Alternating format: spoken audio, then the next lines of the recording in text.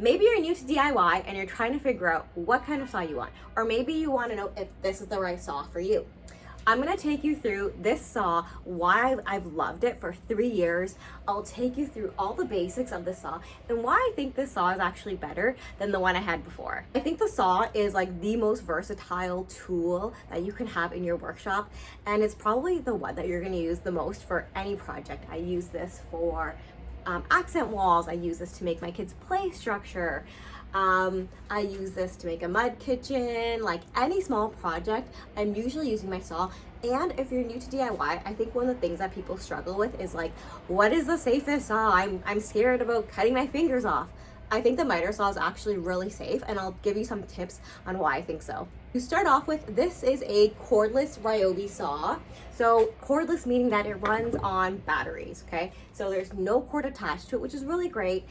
You could take it to your backyard if you're doing a backyard project, and you don't need to make sure you have like an outlet cord and a really long extension cord. So you need 2 of these batteries, okay?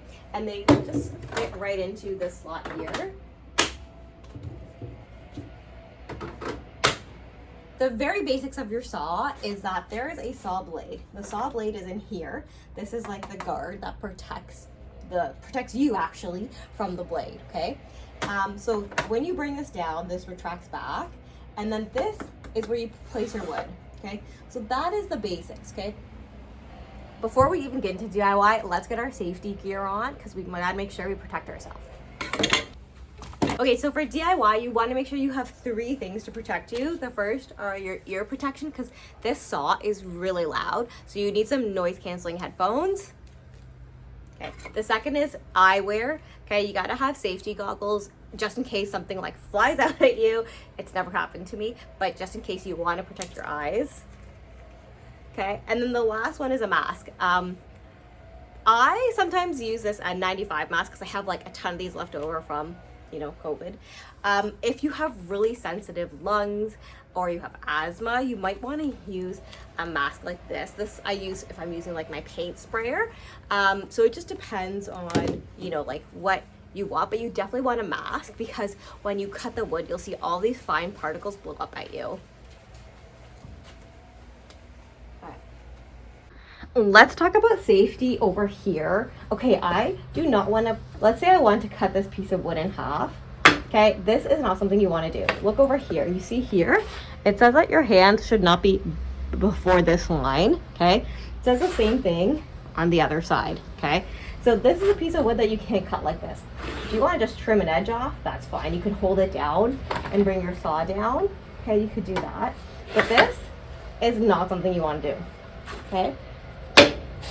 Now this is something you could totally cut right in the middle because you can keep your hands on both sides nice and safe, okay?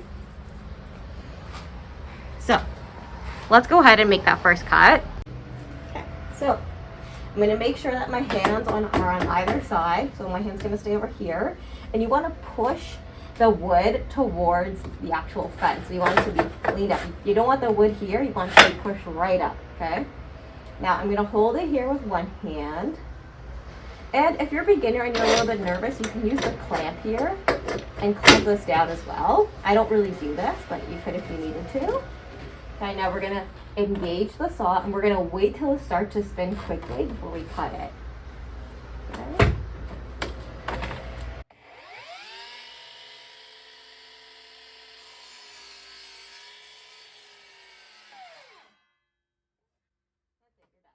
This is really important for safety. Make sure your arms are always straight. Do not cross your arms across your body, okay? Like sometimes if you're right-handed, you're gonna be like, I need to hold my piece of wood on this side, so I'm gonna cross over. Don't do this, okay? Always hold your piece of wood so your 2 arms are straight, okay? You always want your arms to be straight. So to make the saw blade actually spin, you need to grab this handle and pull this, okay? There's a safety lock here. Okay, you push the safety lock down, and when you pull it, okay? Now you'll also notice that it takes a couple seconds for the blade to actually spin to full speed. So when you want to cut a piece of wood, You start with the safety latch, and then you let it catch the speed, and then you cut your wood, okay? So just watch.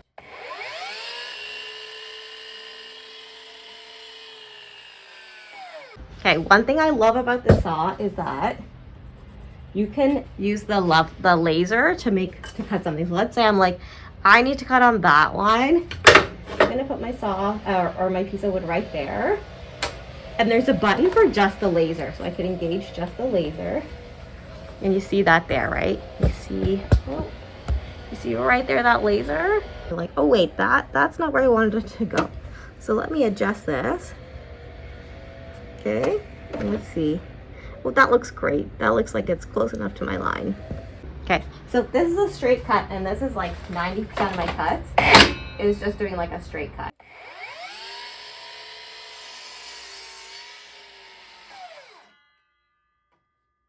Just a simple straight cut. As my DIY skills progressed, I did more projects with wider pieces of wood or planks of wood. And if you have a saw that's stationary, it only cuts about 5.5 inches or less. But the great thing is that this saw can solve that problem. Okay, so that didn't go through all the way, but I have a sliding saw. So let me do it again and show you.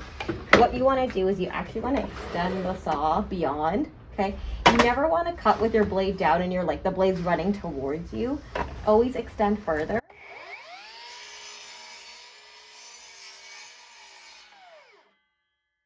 So as you can see on this saw, it's really easy to make cuts on wide pieces of wood. In fact, what's really neat is that you can make cuts on boards that are up to 12 inches wide on this.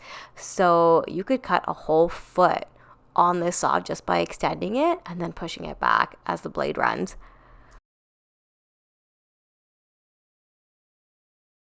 Now there are going to be times that I'm going to do a bevel cut, okay? And this is a bevel cut. Do you see these two edges? They're not straight, right? Like this would be a straight cut. This here is a bevel cut, okay? You see the difference. A bevel cut is really good when you want two pieces of wood to meet together. So you see that. So that's a bevel cut. So let me show you how to do that. So to make a bevel cut, you actually are going to be adjusting this. This is the degree of the bevel cut. And to get that really tight fit I did, you're going to go to 45 on either side. Just depends on which way you need to cut it. Okay, on this saw, there is a bevel lock back here. So you need to loosen this. And then so now what we can do is we're going to move it either to this side.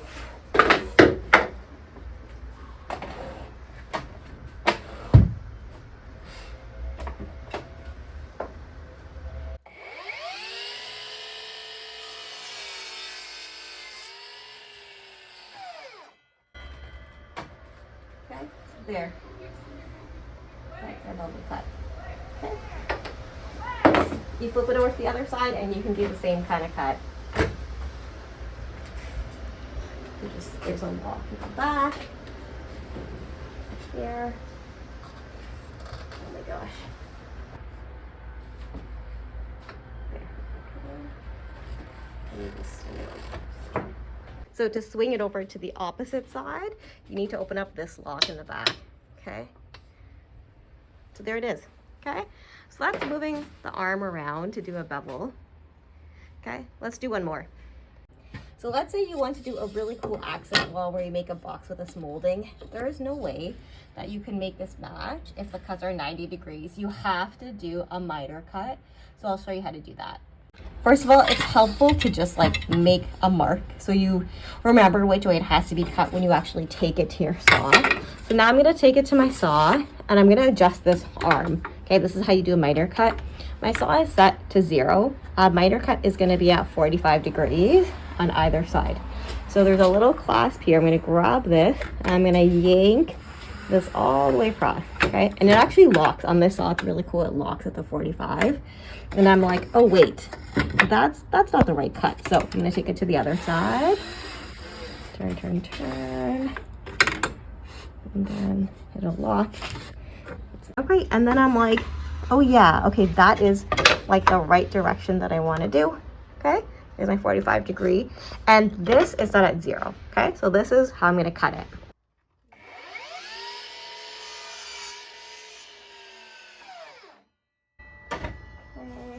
So now you can see that you have that 45-degree cut. You can see that. Now look at the beauty of this cut. You can see how that's just perfectly lined up on that decorative trim. So that's it for me and my Ryobi saw. I genuinely love this. I'm like trying to think about things that I don't like about it, and I can't tell you anything. Like, I don't think I will ever need another saw. I've had this for 3 years. Like, it's not broken down, no issues with it. And the battery life lasts a long time too. Like, I can do a lot of cuts like weeks before I need to actually charge it. So that's it. I'll link this below, and if you have any other questions, drop them into the comments, because I know like starting DIY with a new saw is kind of like daunting, but also like a saw is also an investment. So if you have any questions, drop them below. I will also link a beginner saw that I started with. So if you're like, I don't want to make the investment of this saw, but I do like the functionality, there's one that I used in the beginning of my DIY journey that was really great, and I'll link that for you guys too. And I'll see you next time, and we'll do some more DIY.